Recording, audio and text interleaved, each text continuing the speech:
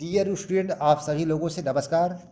जैसा कि इसके पहले हम लोग पढ़ चुके हैं कि फॉर लूप क्या होता है, तो मैं आपको बता देता हूँ, रिवाइज करा देता हूँ कि जब हमें किसी मेथड को एक निश्चित समय तक रिपीट करना होता है, बार बार करना होता है स्पेसिफाइड टाइम तक, तो अब हम फॉर लूप अप्लाई करते हैं। लेकिन अब हम आगे बात करेंगे कि कैसे जिस मेथड को हम फाइनाइट टाइम्स तक रिपीट कर रहे हैं, उस पूरे रिपीटेड मेथड को ही हम जो है फाइनाइट नंबर ऑफ टाइम जब रिपीट करना चाहते हैं, ऐसे सिचुएशंस में हम नेस्टेड फॉर लूप अप्लाई करते हैं। इसको हम कह सकते हैं कि a for loop enclosed another for loop, then this new type of structures are called nested for loop. आइए देखते हैं, बोर्ड पर देखिए।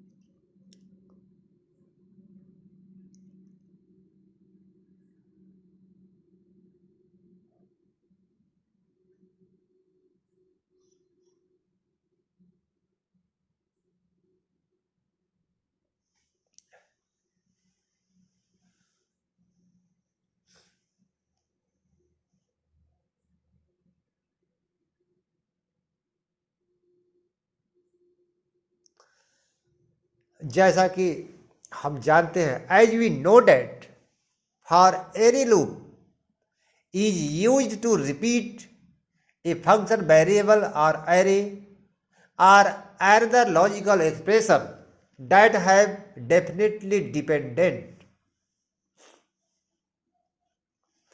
हम किसी वेरिएबल, फंक्शंस और एक्सप्रेशन को जो लॉजिकली जो है रिलेटेड है, उसको हम रिपीट करना चाहते हैं तो फॉर लूप अप्लाई करते हैं। ठीक है, next paragraph. When we write a for loop and their statements are also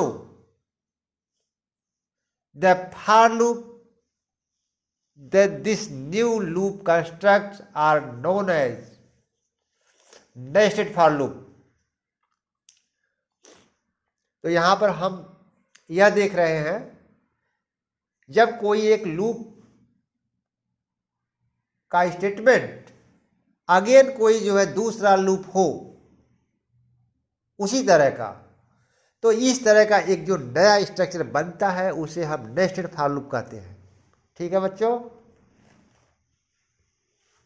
आइए इसका जनरल सिंटैक्स देखते हैं, कैसे जो है इसका जनरल सिंटैक्स है। तो देखिए यहां पर एक फॉर लूप हम लिख रहे हैं।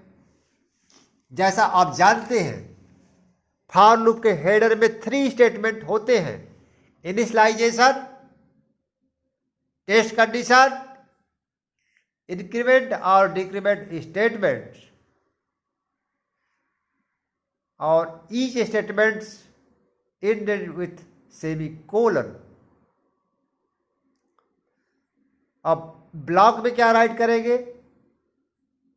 फॉर लूप के द्वारा जिस स्टेटमेंट या मेथड को रिपीट करना होगा उसको हम राइट करते हैं। देखिए मैंने ट्रिपल लाइन ड्रा किया है, उसका अर्थ यह है बच्चों, वहां पर हमारा जो है रिपीटेड स्टेटमेंट हो सकता है।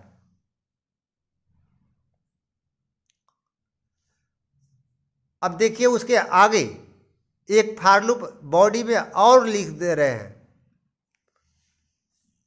अब जो बॉडी में लूप है उसमें भी 3 स्टेटमेंट हो गए: इनिशियलाइजेशन, टेस्ट कंडीशन, इंक्रीमेंट और decrement statement, inner for loop का भी अपना स्टेटमेंट होगा। उसके बाद बॉडी क्लोज हो जाएगा। तो यहाँ पर आप देख रहे हैं जो बाहर है उसको हम आउटर फॉर लूप कह सकते हैं, और जो इनसाइड है उसको हम इनर फॉर लूप कह सकते हैं बच्चों। ठीक है, तो इनर लूप का अपना स्टेटमेंट होगा और आउटर लूप का अपना स्टेटमेंट होगा। उसके साथ उसमें जो है एक लूप भी हो सकता है, वन आर मल्टीपल लूप हो सकते हैं, कोई प्रॉब्लम नहीं है। ठीक है,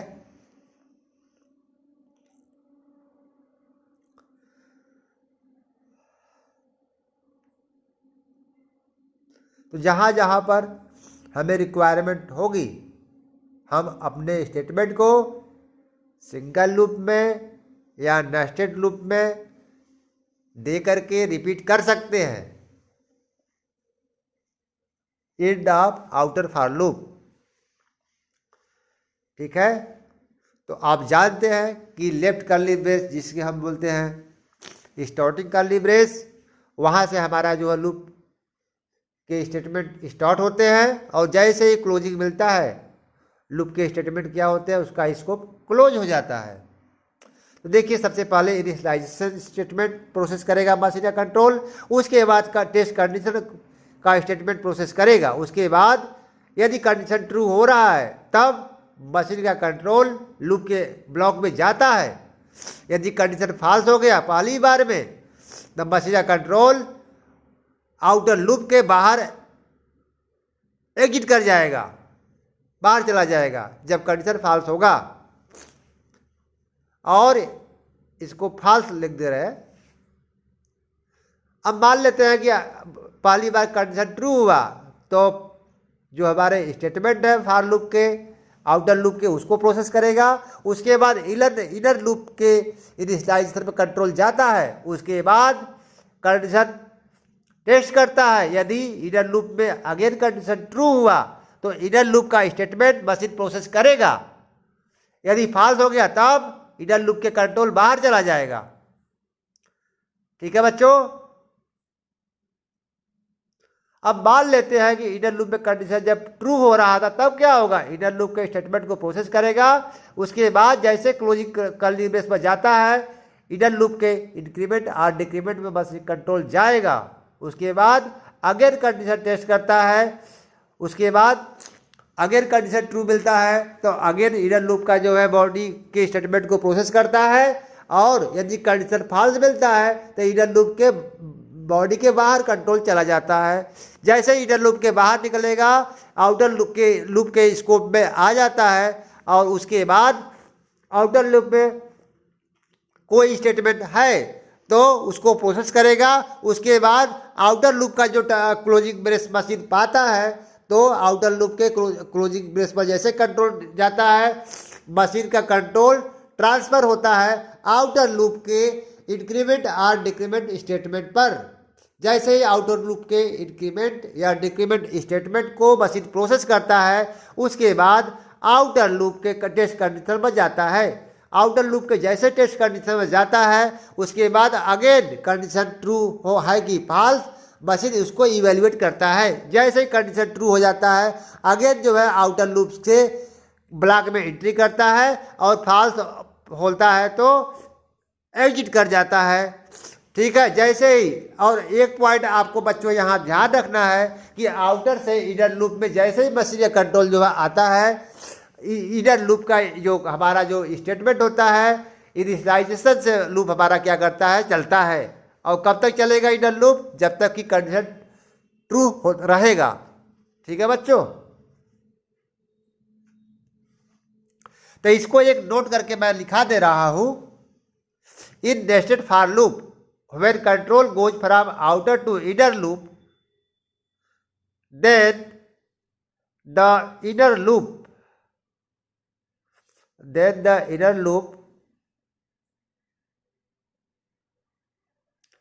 start inner loop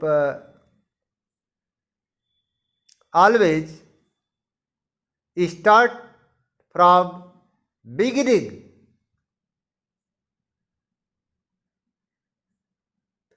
एक पॉइंट को यही ध्यान रखना बच्चों, इनर से आउटर में जाएगा तो आउटर लूप हमेशा जो है इंक्रीमेंट और डिक्रीमेंट में जाएगा कंट्रोल, लेकिन आउटर से जब इनर में आता है मशीन का कंट्रोल तो इनर लूप हमेशा फॉर लूप में इनिशियलाइजेशन स्टेटमेंट को प्रोसेस करते हुए आगे बढ़ता है। इसको कह सकते हैं कि इनर लूप हमेशा जो है outer to inner starting point से चलता है। कब तक चलेगा? जब तक कंडीशन ट्रू मिलेगा या जब तक कंडीशन फुलफिल होगा। आइए एक एग्जाम्पल देखते हैं। फॉर एग्जाम्पल इसमें दो वेरिएबल आई जे ले रहे हैं और फॉर जो आउटर लूप है उसकी वैल्यू हम 1 से लेकर के 10 तक ले रहे हैं और इनर लूप की वैल्यू को भी जो है जे की वैल्यू को 1 से लेकर 10 तक ले रहे हैं। ठीक है बच्चों,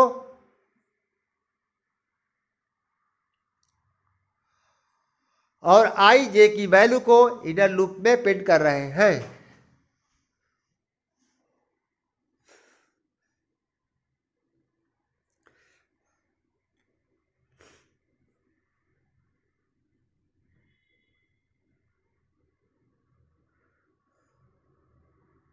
दिखाई दे रहा है आप लोगों को?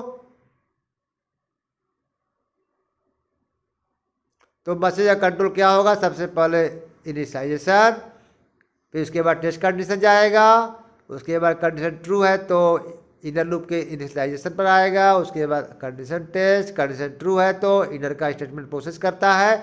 उसके बाद इनर के कर्ली में जैसे मिलता है तो इनर के इंक्रीमेंट पर जाता है, इंक्रीमेंट से फिर क्या जाएगा? कंडीशन पर जाएगा। ठीक है बच्चों, तो इसके बाद हम देखेंगे कि जब आउटर से इनर, चलिए हम एक्चुअली बच्चों ना कंडीशन को हम 10 से रिड्यूस करके 5 तक ले जा रहे हैं, क्योंकि ऐसे में क्या होगा कि हमें आउटपुट बहुत ज़्यादा लिखना पड़ेगा, हमें वनली मैकेनिज्म समझाना है, इसलिए जो है हमने रेंज कितना रखा? 5 तक, जिससे कि हमें ज़्यादा लिखना ना पड़े और आपको कंसेप्ट क्लियर हो जाए। ठीक है, इसलिए हमने जो है दोनों लूप का रेंज घटा दिया, 1 से लेकर दोनों को 5 चला रहे हैं, मतलब 25 टाइम चलेगा। तो देखिए बच्चों, जब आउटर से इनर में आएगा तो इसका हम आउटपुट लिख दे रहे हैं। आउटर टू इनर आएगा तो आई की वैल्यू कितना आएगा? 1। और आउटर से इनर में देखिए जे की वैल्यू कब तक चलेगा? 1 से लेकर 5 तक। ठीक है बच्चों, जे की वैल्यू कहाँ तक चलेगा? 1 से लेकर 5 तक। तो इसीलिए हमने देखिए पहले कॉलम में क्या लिखा है? I assignment I equal to 1, J equal to 1। फिर आई को 5 बार कांस्टेंट रखा है, जे की वैल्यू देखिए 1 2 3 4 5। जब इनर से फेल होगा तो कहाँ जाएगा कंट्रोल? आउटर लूप के स्कोप में जाता है और आई की वैल्यू वहाँ पर 1 बढ़ाएगा तो क्या हो जाएगा? 2। और आउटर से जब इनर में बच्चों आएगा तो इनर लूप का जो स्टार्टिंग से चलेगा तो जे की वैल्यू फिर कहाँ चलेगा? 1 से लेके 5 तक। तो आप देख रहे हैं दूसरे कॉलम में क्या लिखा है output? I equal to 2, J equal to 1, फिर आई देखो 5 बार 2 लिखा है और जे की वैल्यू क्या है? 1 2 3 4 5।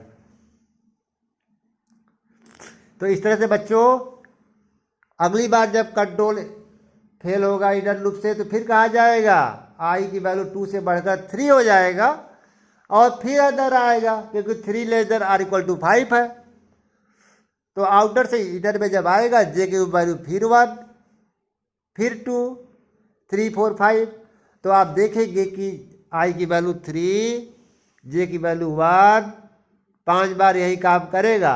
आई की equal to 3, J equal to 2, I equal to 3, J equal to 3, I equal to 3, J equal to 4, I equal to 3, J equal to 5।